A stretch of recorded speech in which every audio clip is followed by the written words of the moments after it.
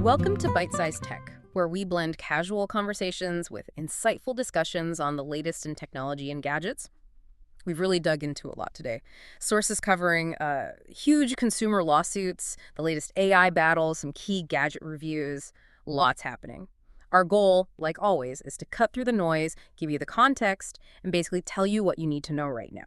And we have to kick things off with this Amazon story. It feels less like tech news and, I don't know, more like something out of ancient Greece. Oh, it absolutely does. You've got drama, big stakes. Yeah. We're talking about Amazon facing a month-long trial in Seattle. The FTC brought the case, and the main charge that Amazon, well, illegally tricked millions of customers into signing up for Prime.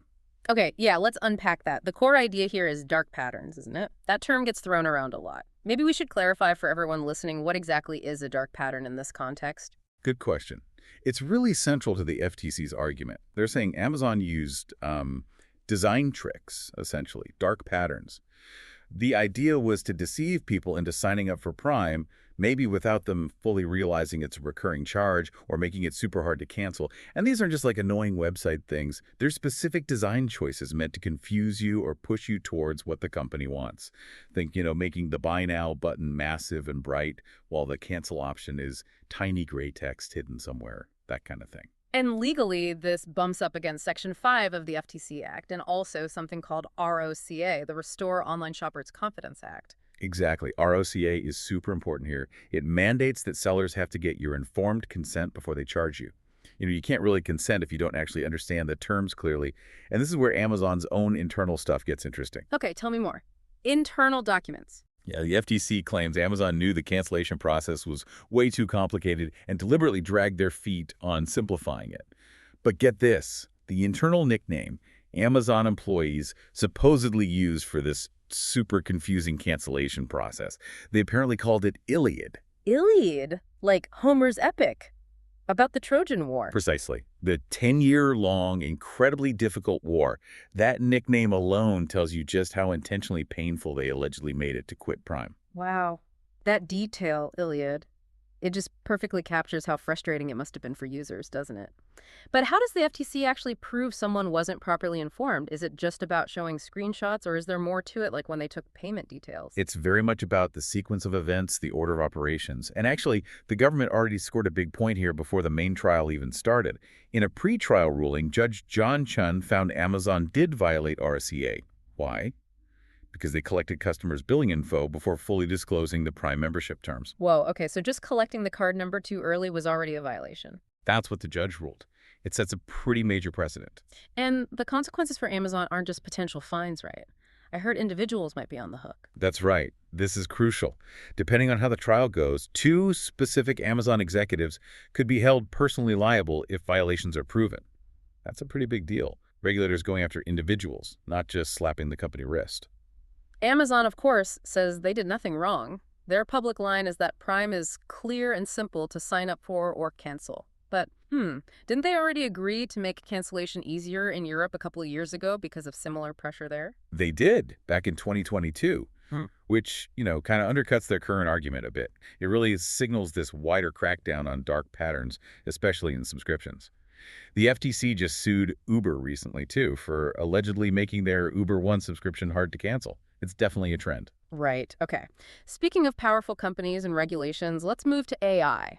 Another area where things are just moving incredibly fast. And it sounds like Google Gemini just pulled ahead of ChatGPT in a really measurable way. It really did. And yeah, the speed of change here is wild.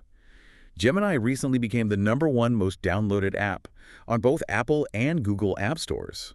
That's a pretty clear signal from consumers about what they're interested in right now.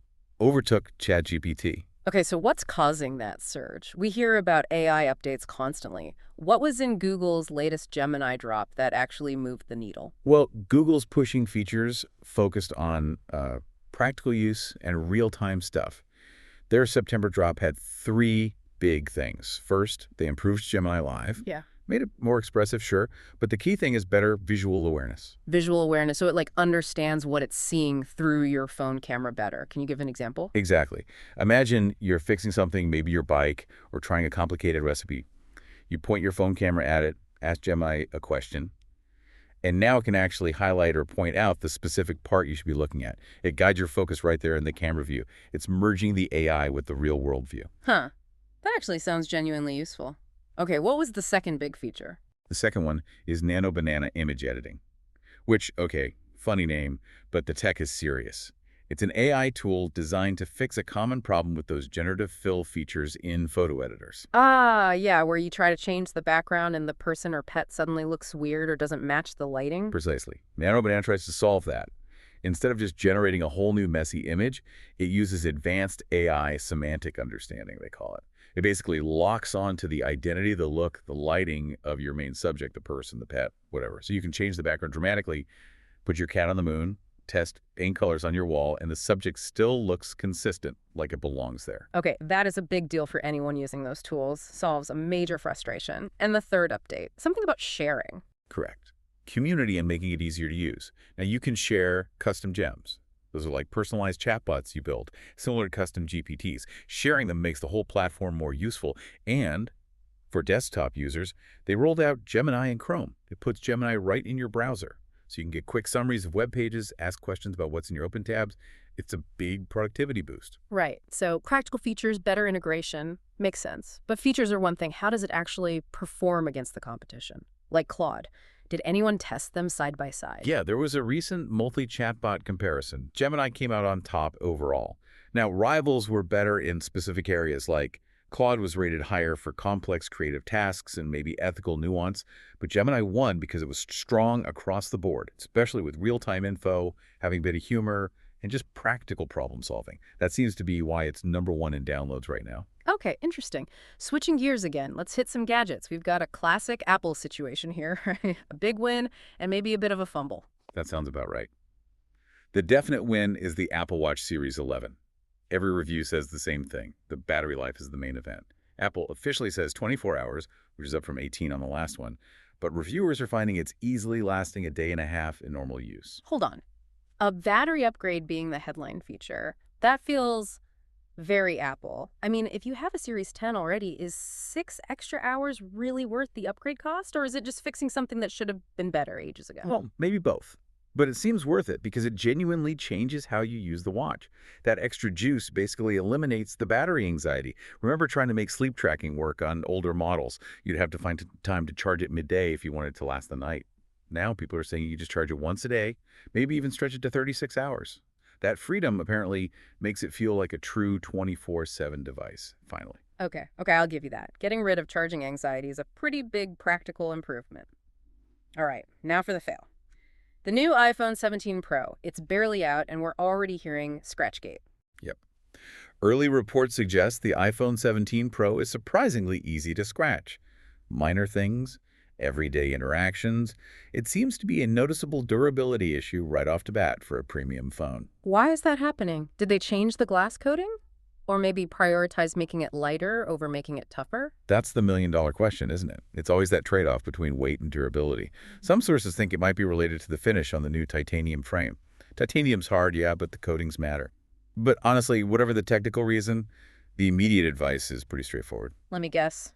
Buy a case? You got it. Get a case. Seriously, protect that expensive finish.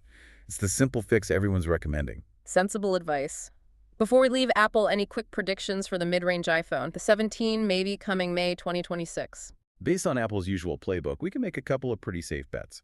First, it'll almost certainly get a version of the A19 chip from the main iPhone 17, probably slightly tweaked, maybe one less GPU core, to keep it a step below the Pro models. Second, it's very likely to get Ceramic Shield 2 glass for better durability. And maybe, hopefully, faster 35W wired charging. That'd be a nice bump from the 27W on the 16. That Ceramic Shield 2 would be welcome, especially if it avoids another Scratchgate on the more affordable model. Okay, last section. Let's do a quick reality check on a couple of common tech worries. First, OLED TV burn-in. People still seem scared of that when buying a pricey TV. Yeah, they do, but honestly, They probably shouldn't be. That fear about burn-in on modern OLEDs, it's mostly overblown. It was definitely more of a thing with older plasma TVs, sure. But today's OLED makers build in some really clever tech to basically make it a non-issue for most people. It does feel like an old fear lingering, doesn't it? Like worrying about screensavers burning into CRT monitors back in the day. So what is this built-in tech doing? How does it stop images sticking? There are usually three main things working automatically. You've got pixel shifting, which subtly moves the whole picture around by a tiny amount every few minutes. So no single pixel stays lit with the same thing for too long. Then there's logo dimming. The TV can actually detect static things like channel logos or news tickers and just dims those specific areas. And many models, like LG C5, for example, have a pixel cleaning function that runs automatically when the TV's off to refresh the pixels. Huh. That's pretty smart. Invisible background process is just taking care of it. Does a pixel shifting ever look weird? Like messing up text at the edge? Not really, no. It's designed to be imperceptible. It's a tiny sub-pixel shift. Honestly, unless you're watching something with the exact same static image, like a bright logo in the corner, for hours and hours, day after day, you really don't need to stress about burn-in with a modern OLED. Okay, that's genuinely reassuring for anyone looking at a new TV. Good to know. Let's pivot quickly to cars. EVs are hot, but they're expensive, and range anxiety is still a real thing for many. Is the hybrid still the more practical choice for now? For a lot of buyers, absolutely yes. Take something like the Mazda CX-50 Hybrid. It really hits that sweet spot of balancing cost and practicality in a way that challenges the pure EV model right now. How does that balance play out beyond just the price tag? Are you just trading environmental points for convenience? Well, you're not going fully electric, obviously. But what you gain is huge utility and immediate cost savings. I mean, the CX-50 Hybrid starts around $34,000. The average price for a new EV, it's closer to $57,000. Yeah. That's over 20 grand difference right there. A huge difference. And the range, that's the big EV hurdle. Hybrids claim great mileage, but what does that mean for, say, a long road trip without constant planning? That's where the hybrid really shines. Range anxiety basically disappears. The CX-50 Hybrid tested at over 40 miles per gallon combined. With its decent-sized fuel tank, 14.5 gallons, you're looking at a potential range of over 590 miles, maybe almost 600 miles on one tank. Most EVs currently on the market just can't touch that without needing long charging stops. So for distance driving, the hybrid is still way more convenient for most people today. Right, so you get the immediate cost saving and you keep that long-distance flexibility. Makes sense why hybrids are still so popular while we wait for EV charging to catch up everywhere. Okay, so we've covered a lot today. Amazon's Iliad problem and the FTC crackdown on dark patterns. Google Gemini taking the AI app crown with practical features. Apple Watch finally getting truly usable battery life. The iPhone scratch issue. Plus busting the OLED burn-in myth and giving a nod to the practical hybrid car. Quite a tour. It really was. And, if you step back and connect the dots, these different stories, Amazon's tactics, the FTC pushing back, the AI boom, they all touch on this bigger theme of corporate control versus user experience and data rights. That's a good point. It's not just the FTC going after sneaky subscription tricks like with Prime or Uber One. We're also seeing legal fights brewing over how AI gets trained, right? Exactly. You have groups like the RIAA challenging AI music tools like Suno. The claim is they basically ripped off tons of songs from places like YouTube, bypassing security to get training data. So it's like companies potentially misleading you on the front end with subscriptions and maybe taking copyrighted stuff without permission on the back end for AI training. Which really leads to a big question for you, the listener, to think about. As these digital services and AI get more complex and more embedded in our lives, how much do we, as consumers and creators, need to push back to make sure companies actually prioritize fairness and getting real consent instead of just grabbing revenue however they can? It's that constant tension, isn't it, between innovation and ethics. And that conversation is only going to get louder and more important. Thanks for tuning in to Byte-Sized Tech. If you enjoyed this episode, like, comment, share, and subscribe for more fun tech discussions.